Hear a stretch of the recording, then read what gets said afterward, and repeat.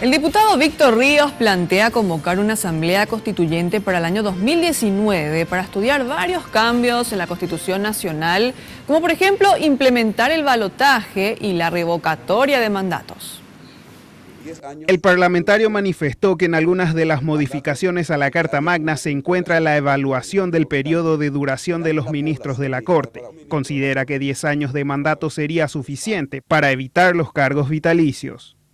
La Corte Suprema de Justicia estructural y funcionalmente ya no responde, o no sé si alguna vez respondió a las necesidades del pueblo. Por lo tanto, decimos dos cosas fundamentales para debatir sobre la Corte Suprema de Justicia. Creemos que los ministros de la Corte deben durar 10 años en sus funciones y nada más. Y que haya una integración equitativa entre hombres y mujeres. Por lo menos de los 9 ministros de la Corte, 4 que puedan ser,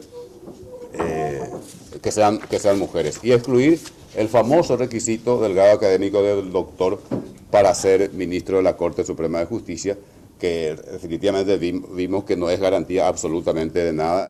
Ríos también propuso que los senadores sean electos por departamentos como ocurre en diputados y que cualquier ciudadano al cumplir los 18 años ya esté habilitado para buscar una bancada.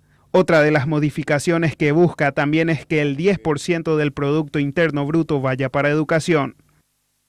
Planteamos que en el tema de la educación se modifique ese artículo que tiene que ver con la educación en la Constitución y en la Constitución establecer que la inversión en educación no puede ser inferior al 10% del Producto Interno Bruto en la propia Constitución Nacional y la gratuidad de las universidades públicas. Enfatizó que es necesario rediseñar las necesidades del Estado paraguayo poniéndolo al día con las exigencias del siglo XXI.